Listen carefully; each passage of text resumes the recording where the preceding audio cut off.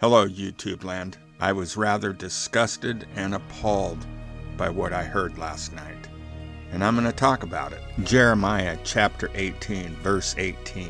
Then they said, "Come, let us devise plans against Jeremiah, for the law shall not perish from the priest, nor counsel from the wise, nor the word from the prophet. Come, and let us attack him with the tongue, and let us not give heed to any of these words." It seems as if attacking preachers and pastors is a favorite pastime of many people in every age. This verse speaks of the evil practice in regards to the prophet Jeremiah. It tells of the call for an attack, the cause of the attack, and the commencing of the attack. Call for the attack. Come and let us devise plans against Jeremiah.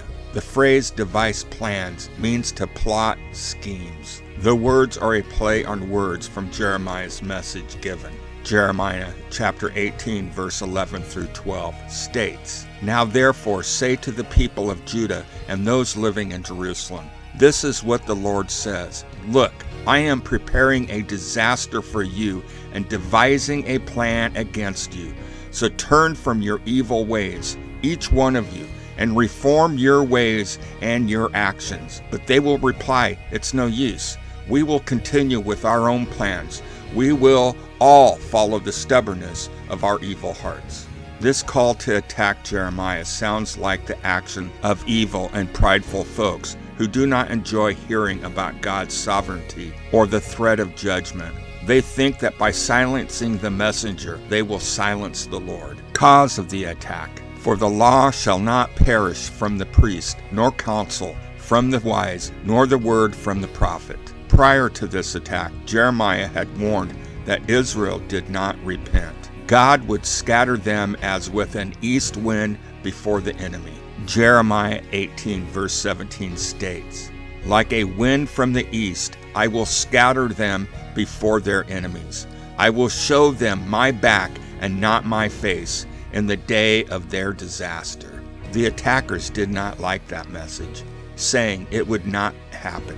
This is what it's meant by, "For the law shall not perish from the priest, nor the counsel from the wise, nor the word from the prophet." Jeremiah's message was too strong. A strong and uncompromising message is still a cause of most of the attacks on preachers today.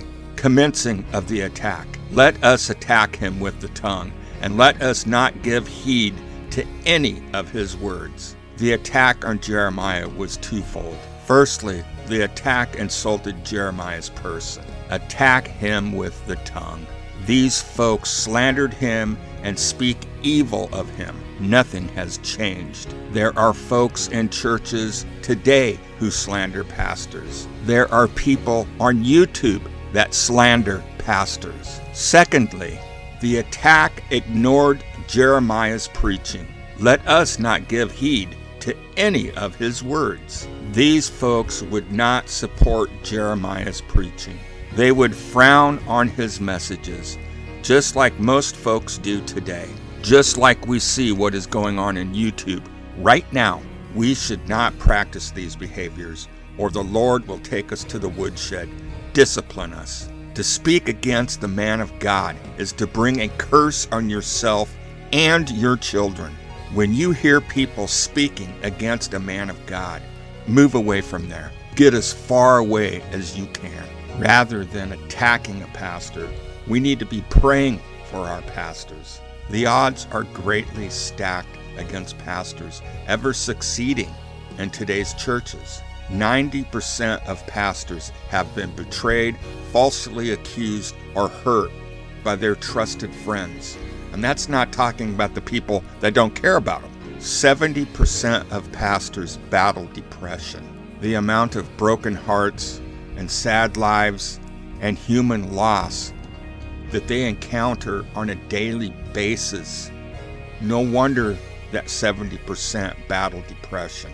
7,000 churches close each year because of the lack of pastors. I know this for a positive fact. The little church that I used to belong to, I was on the pastor search committee, and we took a year of training to be able to find the right pastor.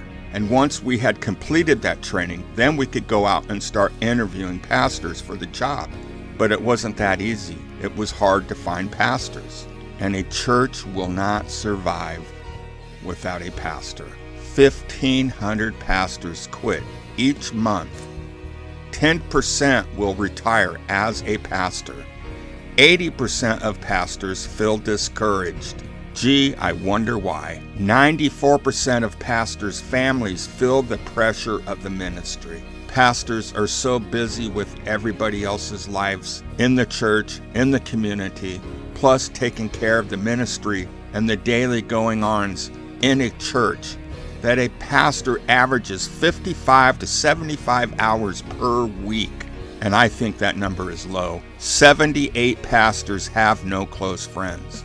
It's hard for them to do because of the ministry. And again, 90% of pastors report working 55 to 75 hours per week.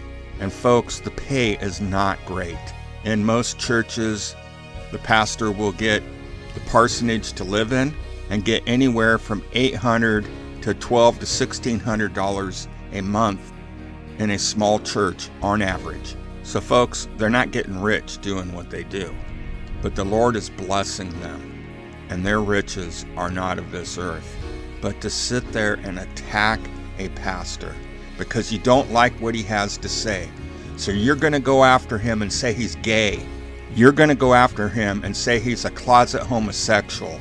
You are going to go after him and say he is inappropriate with his daughter, and to call him a false or fake Christian.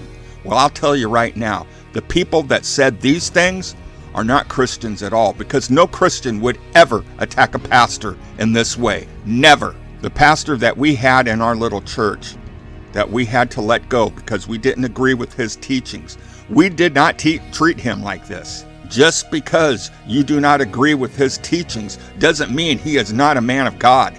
And you narrow-minded, evil, pathetic existence of a human being have no right to attack a man of God. Because when you do that, you're attacking God himself. Not only do you bring the wrath of God down on yourself, but your children as well. It is appalling to even think that you would sit there and talk this way about a man of God. Going through formal training to be able to find a legitimate pastor to preach in a church, and I did that for a year. Then 6 months of trying to find a pastor for the church.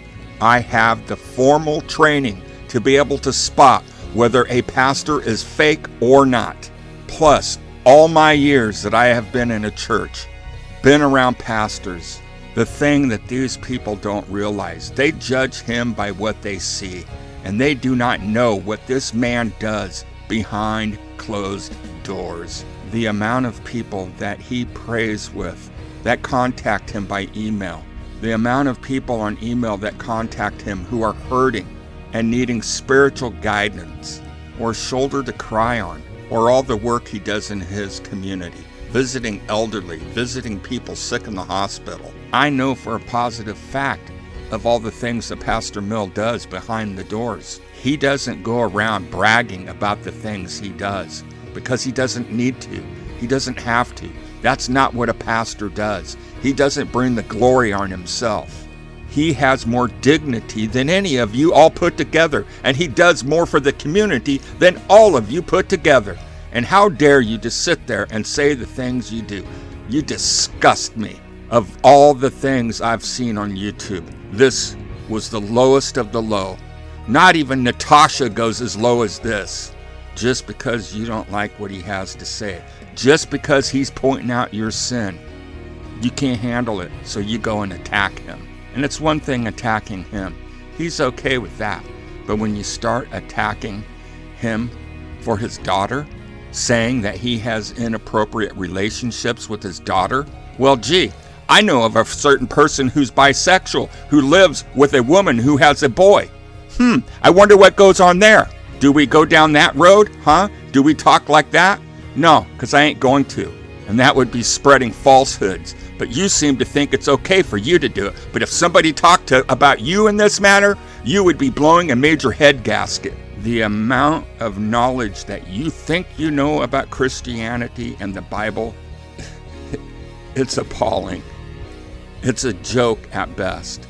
That's like me going in a room full of attorneys and me talking about the law and how I would expose myself to them for as little as I know and how ignorant and stupid I would be.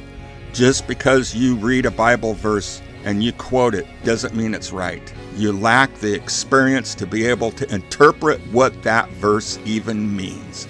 And if you would have continued that verse, you would have read something about, homosexuality? There's a reason why I left that community. And it's being brought to my attention even more why I did it and why I'm glad that I am gone and far removed from it. And you can all be over there and paint your little picture and say, well, he did this and he left because of that. But we know the truth. I know the truth. And I really don't care what your truth is. I did it because I wanted out. You didn't push me out. And I got the proof and evidence in the text messages to prove that point. But frankly, I don't care. Color it however you want. Whatever floats your boat, man. And your little snide remarks, well, I hope you're happy over there. Well, I'm glad you asked. Yes, I am happy over here. I don't have anybody sitting here weaponizing me, forcing me to do things I don't want to do, always coming to me and talking in my ear, trying to get me going, spreading lies and talking evil. The stress of your drama was getting to the point I couldn't handle it anymore. I have no drama over here. I have no stress over here. And I'm at peace with myself because I know the Lord is at peace with me. I want to ask the question, is the Lord at peace with you? No, He's not. We can see it. We can smell it. That sulfur smell you all are putting off pretty much speaks volumes to me. Just remember, the last 4 words you're going to hear, I never knew you. Remember that. And you did all of this on Mother's Day. You couldn't even wait a day. That is how evil and pathetic you guys are, that you did all of this on Mother's Day. Wow. Wow. I'm just really impressed with you guys. Wow. That's even an all-time low, even for you.